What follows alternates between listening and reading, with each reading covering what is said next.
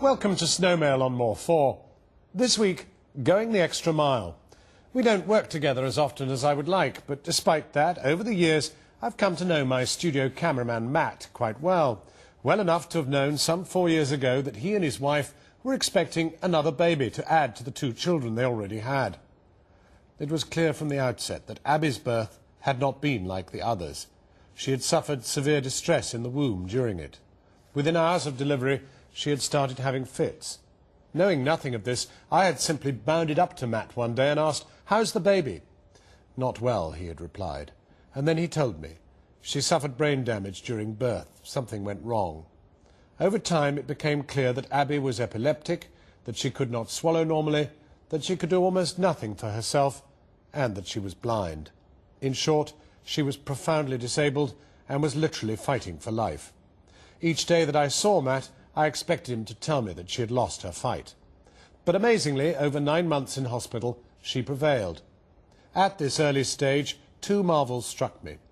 That somehow Matt's family had found the strength to come together to completely devote themselves to Abby's care, and that the health service had begun investing every ounce of resource to try to enable Abby to enjoy the best possible quality of life. One day last year, she was even well enough to be wheeled into the newsroom for a visit. She was shockingly beautiful, with her huge, unseeing eyes and amazing curly hair. But this was to prove a brief interlude in her life. 3 weeks ago, she developed a lung infection. 10 days ago, she died, and on Tuesday I attended her funeral. It was here that I learnt the full extent of the family's love and care for the child.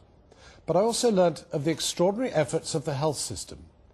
3 respite and recovery homes, disability provisions of an adapted car, of devices in the home to ease Abby's life, but above all, of the 2 or 3 different hospital units that had played an unceasing and tireless role in treating and caring for Abby.